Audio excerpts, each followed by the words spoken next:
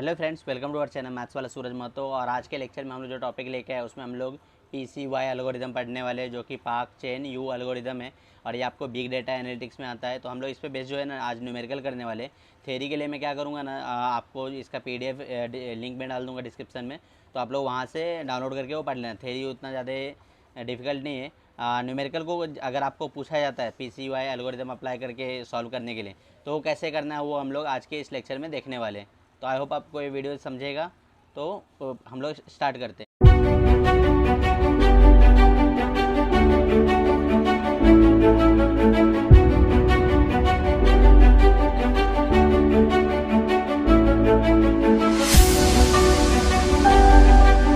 Friends, आप लोग को है ना हमेशा ऐसा क्वेश्चन दिया रहेगा, लाइक वहाँ पे आपको ट्रांजेक्शन एंड आइटम सेट दिया रहेगा, इसके साथ साथ हैश फंक्शन दिया रहेगा और थ्रेशोल्ड दिया रहेगा। तो इसी को हम लोग यूज़ करके सॉल्व करने वाले हैं। तो कैसे करेंगे हम लोग एक एक करके सारे स्टेप्स देखते हैं। तो सबसे पहले हम लोग स्टेप 1 करेंगे। स्टेप 1 में हम लोग को क्या करना होता है? स्टेप 1 में हम लोग को करना होता है find length of each item and element in and eliminate item which has less than 1 count. मतलब हम लोग को यहाँ पे जो भी एलिमेंट में ट्रांजेक्शन सेट में आइटम सेट दिया ना, वो सारे जो यहाँ पे एलिमेंट हैं उनका हम लोग को क्या करना है कि हम लोग को काउंट करना है। अगर कोई भी काउंट जो है ना अगर 1 से कम होगा तो उसको हम लोग एलिमिनेट भी कर देंगे। तो हम लोग एक एक करके करते हैं। तो सबसे पहले हमारा यहाँ पे क्या हो जाएगा, आइटम एलिमेंट हो जाएगा और यहाँ पे हमारा कितना हो जाएगा, काउंट हो जाएगा। तो सबसे पहले क्या क्या है हमारे पास, 1 है, 2, 3, 4 एंड 5। तो 1 से लेके 5 तक है। अभी हम लोग 1 को काउंट करते कितने बार है, 1, 2, 3, टोटल 3 बार है। तो 1 का जो काउंट है वो हो जाएगा 3। वहीं अगर हम लोग 2 को देखेंगे तो 2 फर्स्ट वाले में भी है, सेकंड वाले में है और थर्ड वाले में, तो इसका जो काउंट है वो हो जाएगा 3। 3 को अगर हम लोग देखेंगे 3 फर्स्ट वाले में है और इसके अलावा वो फिफ्थ वाले में है, तो यहाँ पे 3 हो जाएगा हमारा। फिर 4 देखेंगे तो 4 सेकंड में है, थर्ड में 2, ये 3, 4, 5, तो 4 का काउंट कितना हो जाएगा, 5 हो जाएगा। और वहीं अगर हम लोग 5 का काउंट देखेंगे तो सेकंड में है, फिफ्थ में है और यहाँ पे सेकंड में, फिर थर्ड में, फिफ्थ में, टोटल 4 है। तो यहाँ पे 5 का जो काउंट है वो 4 हो जाएगा। यहाँ पे एक्चुअल में जो 3 है ना वो 2 ही बार है, तो हम लोग 2 लिखेंगे। तो यहाँ पे अगर आप लोग देखो ना, सभी का जो काउंट है ना 1 के ऊपर है, कोई भी 1 से छोटा नहीं। तो ये सारे के सारे क्या हो जाएंगे, हमारे एलिजिबल सेट हो जाएंगे, जो कि हमारा होगा 1, 2, 3, 4 एंड 5। इसका फर्स्ट स्टेप होने के बाद हम लोग क्या करना है, स्टेप 2 में ऑल पॉसिबल वैल्यू पेयर, मतलब ये जो भी हम लोग ने आइटम सेट लिखा है ना, तो उसके सबके हम लोग को वैल्यू बना बना के चेक करने का, जितने जो भी पॉसिबल वैल्यूज होंगे हमारे पास वो सब। तो जैसे कि अगर मैं फर्स्ट वाले ट्रांजेक्शन की बात करूँ, जैसे हम लोग ट्रांजेक्शन T1 में हमारे पास क्या क्या है, 1, 2 एंड 3 है। तो इसकी अगर मैं वैल्यू यहाँ पे बनाऊँगा, पेयर बनाऊँगा, तो क्या क्या बनेगा, एक तो 1, 2 का बनेगा, इसके अलावा 1, 3 का बनेगा और 2, 3 का बनेगा। तो ये 3 हमारे पेयर वैल्यू बनेंगे। अभी इसका काउंट करना है कि 1, 2 जो है कितने बार आ रहा है। तो 1, 2 यहाँ पे देखो फर्स्ट ट्रांजेक्शन में आ रहा है, इसके अलावा फोर्थ वाले में तो 2 बार आ रहा है, तो इसका जो काउंट हो जाएगा वो हो जाएगा 2। वहीं पे अगर हम लोग 1, 3 का चेक करेंगे तो 1, 3 जो है हमारा फर्स्ट में आ रहा है, इसके अलावा 1, 3 जो है हमारा यहाँ पे एक ही सिर्फ काउंट आ रहा है हमारा फर्स्ट में ही, तो इसका जो काउंट हो जाएगा 1। वहीं 2, 3 की अगर हम लोग चेक करेंगे 2, 3 यहाँ पे, तो 2, 3 जो है हमारा एक ही बार आ रहा है, तो उसका भी जो काउंट है वो हो जाएगा 1। तो ये तो हमारा फर्स्ट ट्रांजेक्शन के लिए हुआ। सेकंड ट्रांजेक्शन हमारे पास कौन कौन सा एलिमेंट है, 4 एंड 5। तो हम लोग क्या करेंगे, 4 एंड 5 का पेयर बनाएंगे। तो 4 एंड 5 के पेयर को अगर आप लोग काउंट करोगे ना, तो यहाँ पे देखो कि कहाँ कहाँ आ रहा है, 1, 2, 3, 4 बार आ रहा है, तो इसका जो टोटल काउंट हो जाएगा वो हो जाएगा 4। फिर ट्रांजेक्शन थर्ड वाले में हम लोग देखते हैं कि क्या क्या है हमारे पास, 1, 4 एंड 5। तो यहाँ पे कौन कौन सा पेयर बनेगा, 1 एंड 4 का बनेगा। तो ये 1 एंड 4 का पेयर, इसका काउंट अगर हम लोग चेक करेंगे 1 एंड 4, तो कितना है यहाँ पे, एक, सिर्फ एक ही है, एक और ये 2 है हमारे पास, तो इसका जो काउंट है हो जाएगा 2। फिर 1 एंड 5 का देखेंगे हम लोग। तो 1 एंड 5 का अगर मैं काउंट यहाँ पे चेक करूँ तो क्या हो जाएगा हमारे पास, एक तो ट्रांजेक्शन थर्ड वाले में सिर्फ एक ही है, तो यहाँ पे जो 1 एंड 5 का जो काउंट होगा वो होगा 1। वहीं अगर 4 एंड 5 हम लोगों ने ऑलरेडी कंसिडर कर दिया ना, तो हम लोग को वापस लेने की कोई ज़रूरत नहीं है। और कोई भी पेयर एक बार हो चुका तो हम लोग उसको वापस से कंसिडर नहीं करने वाले हैं। फिर हम लोग 4 ट्रांजेक्शन के लिए देखते हैं। तो 4 ट्रांजेक्शन में हमारे पास जो जो आइटम सेट है तो वो 1 2 एंड 4, तो हम लोग को इसके पेयर बनाने पड़ेंगे यहाँ पे। तो जब हम लोग इसके पेयर बनाएंगे तो क्या क्या बनेगा, एक तो 1 एंड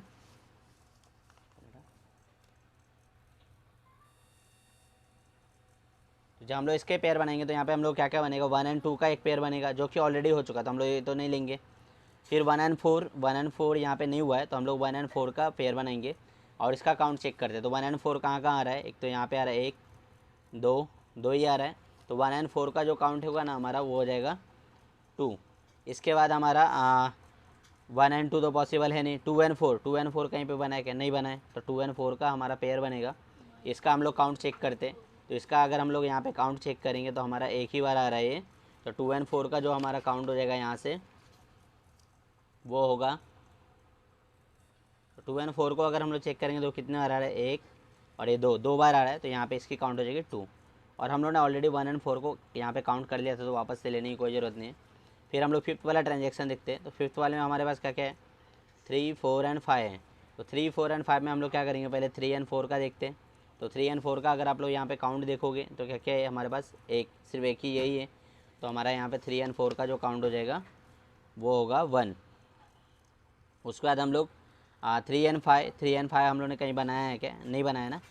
तो 3 एंड 5 का हम लोग देखेंगे। इसका अगर आप लोग काउंट चेक करोगे यहाँ पे तो 3 एंड 5 ये सिर्फ फिफ्थ वाले ट्रांजेक्शन में एक ही बार हो रहा है। तो यहाँ पे ये इसका जो काउंट हो जाएगा 1। वहीं 4 5 तो हमारा ऑलरेडी हो चुका तो इसको हम लोग वापस से नहीं बनाएंगे पेयर में। फिर T5 के बाद हमारा नेक्स्ट है T6 में 2 4 5। तो 2 4 5 इसमें भी हम लोग पेयर बना के देखेंगे। तो 2 एंड 4 का हम लोग ने ऑलरेडी बना दिया है। वहीं अगर हम लोग चेक करेंगे 4 एंड 5, तो 4 एंड 5 भी हमारा ऑलरेडी बना हुआ है। लेकिन 2 एंड 5 हम लोगों ने अभी तक एक भी नहीं बनाया है। तो हम लोग 2 एंड 5 का पेयर बनाते हैं।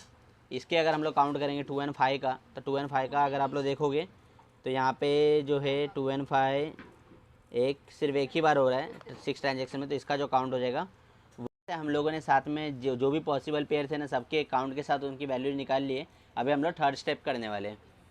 अब यहाँ पे स्टेप 3 में क्या करना है ना, हम लोग को जो थ्रेश वैल्यू दिया था ना, थ्रेशोल्ड वैल्यू, उसको हम लोग को यूज करना है। तो हम लोग को यहाँ पे क्या करना है, एलिमिनेट करना है पेयर को।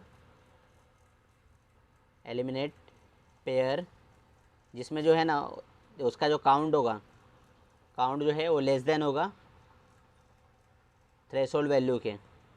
तो जो हम लोग को यहाँ पे थ्रेशोल्ड वैल्यू कितना 2 दिया हुआ था क्वेश्चन में, तो जो भी काउंट हम लोग ने पेयर बनाया ना उसका काउंट अगर 2 से कम होगा तो हम लोग उसको एलिमिनेट कर देंगे। मतलब हम लोग को सिर्फ 2 वाले कंसिडर करने हैं। तो सिर्फ 2 वाले अगर हम लोग यहाँ पे कंसिडर करेंगे तो हमारा कौन कौन सा आएगा यहाँ पे, तो वो हमारे पास यहाँ पे आएगा। देखोगे तो ये 1 एंड 2 का यहाँ पे काउंट 2 है। तो एक तो ये आ जाएगा हमारे पास 1 एंड 2 आ जाएगा। इसके अलावा इसका काउंट कितना था, इसका काउंट था 2। फिर इसके अलावा जो है इसका तो 1 है तो एलिमिनेट हो गया, ये भी एलिमिनेट। 4 एंड 5 हो जाएगा हमारा, 4 एंड 5 जिसका काउंट था 4। इसके अलावा जो है 1 एंड 4 होगा। तो 1 एंड 4 का जो काउंट था वो था 2। 1 एंड 5 तो एलिमिनेट हो जाएगा यहाँ से। 2 एंड 4 का 2 है तो ये 2 एंड 4 भी हो जाएगा हमारा।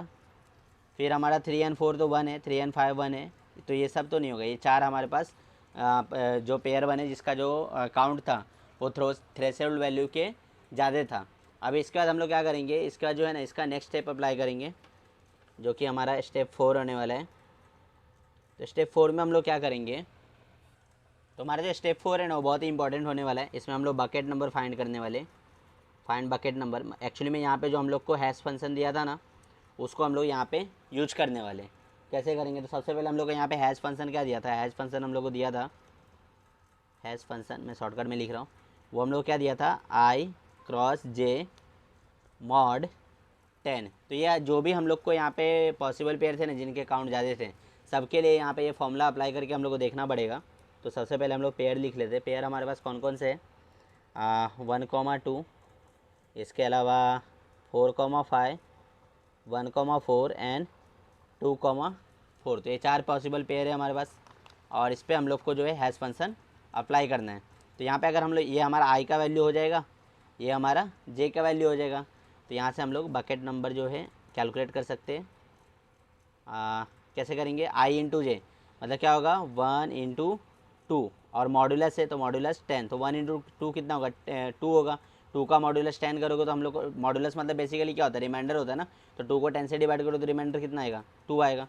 4 5 कितना होता है 20, 20 को 10 से डिवाइड करो तो पूरा कैंसिल हो जाएगा, तो यहाँ पे हम लोग को रिमाइंडर मिलेगा 0। 1 को 4 से मल्टीप्लाई करोगे तो 1 × 4 4 आएगा, इसका रिमाइंडर हम लोग क्या मिलेगा 4। फिर 2 × 4 कितना 8 आएगा, तो इसका रिमाइंडर हम लोग को मिलेगा 8। तो इस तरीके से हम लोगों ने बकेट नंबर यहाँ पे कैलकुलेट कर लिया है। तो ये सारी चीज़ें करने के बाद हमारा यहाँ पे लास्ट स्टेप हम लोग अप्लाई करते हैं, जो कि होगा हमारा स्टेप 5। इसमें हम लोग को ना क्रिएट करना है, क्रिएट कैंडिडेट आइटम सेट, मतलब जो हम लोग को फाइनल आइटम सेट होने वाला है ना वो हम लोग क्रिएट करेंगे। उसके लिए आप लोग को क्या करना पड़ेगा, उसके लिए आप लोग को है ना एक टेबल बनाना पड़ेगा, जिसमें हमारे पास होंगे यहाँ पे बिट वेक्टर, फिर हमारा bucket number, count, pair and candidate set. तो ये हमारा लास्ट टेबल जो होगा वो हम लोग यहाँ पे बना लेंगे। तो सबसे पहले तो हम लोग को यहाँ पे पेयर हम लोग लिख लेते हैं। पेयर हमारा क्या क्या था 1,2, 4,5, 1,4 एंड 2,4। फिर इसके बाद हम लोग क्या करेंगे काउंट लिखेंगे। काउंट हमारा क्या है 2, 4, यहाँ पे 2 एंड 2। तो ये हमारा जो है काउंट हो गया। फिर हम लोग बकेट नंबर लिखेंगे। बकेट नंबर अभी हम लोगों ने कैलकुलेट किया, तो क्या पहले वाले का 2 आया था, फिर 0, फिर 4 एंड देन 8। इसके बाद जो है फिर हम लोग बिट वेक्टर निकाल डिसाइड करने के टाइम आपको क्या चेक करना है कि जो आपका जो काउंट है वो थ्रेशोल्ड मिनिमम जो थ्रेशोल्ड था उसके इक्वल है कि नहीं, या फिर अगर उससे कम रहेगा ना तो बिट वेक्टर हमारा 0 हो जाएगा। जैसे यहाँ पे जो भी काउंट है हमारा 2 4 2 2, तो इसमें हमारा थ्रेशोल्ड कितना 2 था, तो ये सब उससे ज़्यादा है, तो इसलिए हमारा जो बिट वेक्टर है ना हो जाएगा 1 फर्स्ट वाले के लिए, सेकेंड वाले के लिए भी 1, थर्ड वाले के लिए 1, और इसी तरीके से फोर्थ वाले के लिए भी 1 हो जाएगा। तो इसी तरीके से आप लोग को ये सम करना है।